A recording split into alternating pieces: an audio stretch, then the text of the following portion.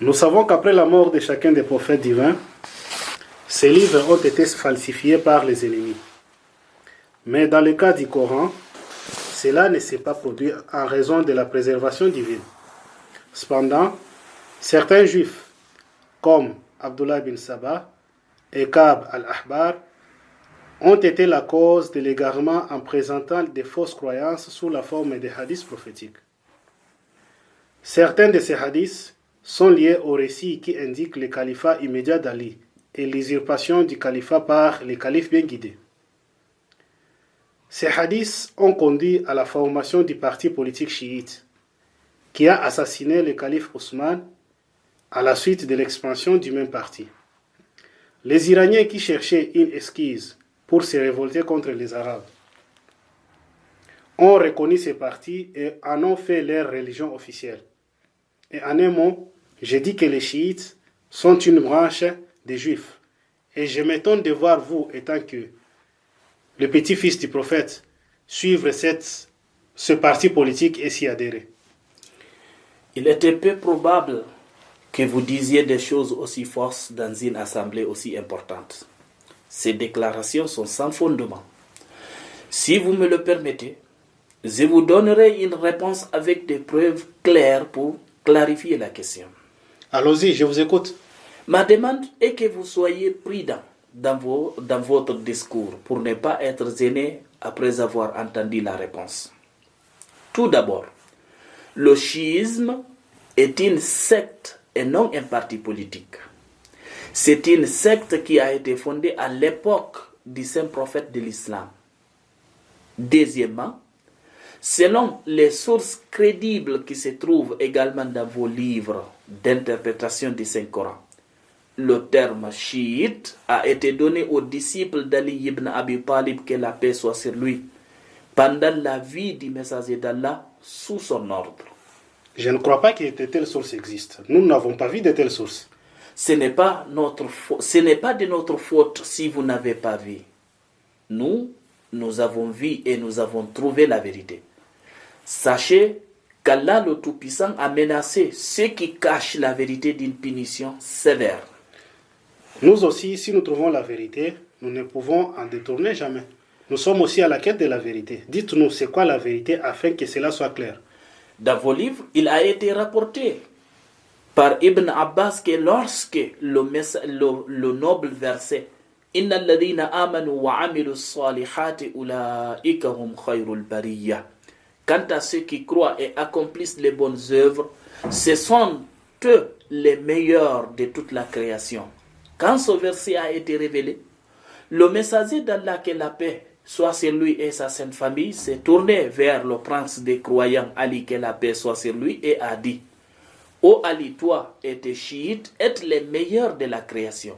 Au jour du jugement, vous serez satisfaits d'Allah et Allah est satisfait de vous. Et vos ennemis, les mains liées autour du cou, se présenteront dans le désert du rassemblement. En dehors de cette narration, ne considérez-vous pas les actions des compagnons comme une source de législation? Oui, évidemment. Parmi les sources de notre législation, nous avons aussi le comportement des Sahaba. À part cela, le messager de Dieu a dit dans un hadith que mes compagnons sont comme les étoiles. N'importe lequel d'entre eux que vous suivez, vous serez guidé. Très bien.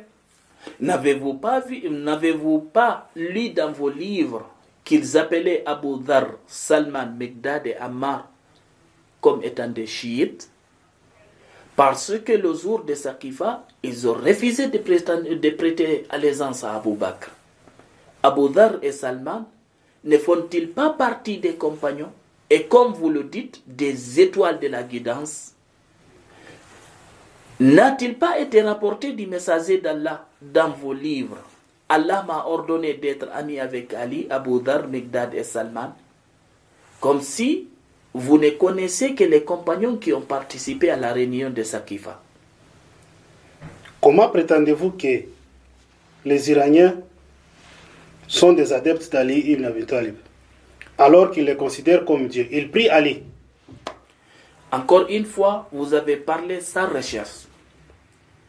Avec ce non-sens, vous appelez tous les chiites iraniens adorateurs d'Ali et les considérez comme polythéistes et obligatoires à dire.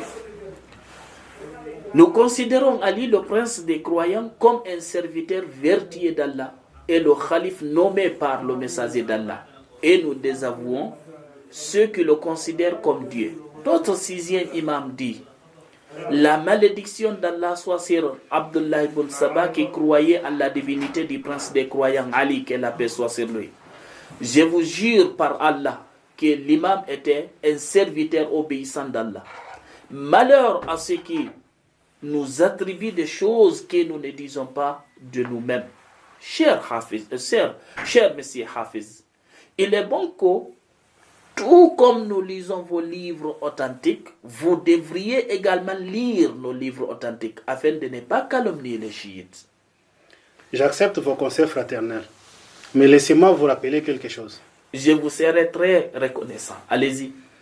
Vous dites que nous n'exagérons pas sur nos imams, mais vous exagérez souvent dans vos propos. Chaque fois que vous mentionnez les noms de vos imams, au lieu de dire que Dieu soit satisfait d'eux, vous dites la paix soit sur lui et sur sa famille. Et cela est contraire au texte explicite du Saint-Coran. Dieu nous dit dans le Coran: Inna Allah wa malaikatahu yusalluna ala nabi ya ayyuhalladhina amanu sallu alayhi wa sallimu taslima. Allah et ses anges prient sur le saint prophète. Vous qui croyez, priez sur lui et adressez-lui les salutations. Premièrement, dans ce verset, la paix et les bénédictions sur les autres ne sont pas interdites.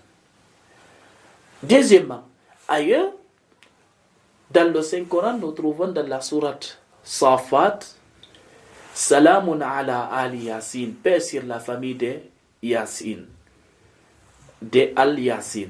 Et nous connaissons que Al-Yasin est l'un des noms du Saint-Messager, alayhi salatu alayhi wa sallam. Et Al-Yasin, c'est la famille du Saint-Messager. Vous voulez prouver vos paroles par magie? Qui a interprété ces versets de cette manière? S'il vous plaît, ne parlez pas de manière aussi décisive pour ne pas être gêné après avoir entendu la réponse.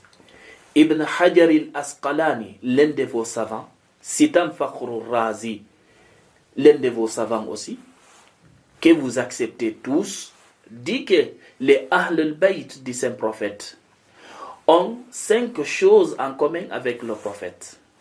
1. Dans la prière. Quand on prie sur le prophète, on doit prier sur eux. Parce que dans le Saint-Coran, c'est ce qui a été mentionné. 2. La prière sur le Saint-Prophète dans le Tashahhud, ou bien l'attestation de l'unicité de Dieu dans la prière. On prie sur les Ahlul Bayt aussi. 3. Dans la purification. Le verset nous dit: Innama yuridullahu liyudhhiba ankumur rijsa ahlal bayt. Allah ne veut que vous purifiez, vous les gens de la demeure. Et vous purifiez carrément. 4. Dans l'interdiction de la charité. 5. Dans l'amour obligatoire des saints prophètes. Ulla as'alukum alayhi ajran illa al-mawaddata fil qurba. Je ne vous demande aucune rétribution, ni était l'amour que vous devez avoir vis-à-vis de ma famille, mes proches parents. De plus, un hadith a été rapporté du messager d'Allah sallallahu alayhi wa sallam, où il nous disait: ne coupez pas la prière et ne me l'envoyez pas inachevée. Et les compagnons demandèrent au saint prophète: qu'est-ce que la prière inachevée? Le saint prophète leur dit: c'est quand vous dites oh Allah, prie sur Muhammad sans ajouter la famille de Muhammad. C'est-à-dire Allahumma salli ala Muhammad. Et vous ne dites pas wa al Muhammad. Reconnaissez donc que les bénédictions sur la famille du Saint Messager, ce n'est pas simplement que ce n'est pas une hérésie, mais plutôt c'est un culte, une obligation. Comme il fait déjà très tard, je vous demande de mettre fin à la séance d'aujourd'hui et vous exhortant de revenir demain de bonne heure pour continuer avec le bilan. Chers frères croyants, nous vous donnons rendez-vous demain, Inch'Allah. Inch'Allah.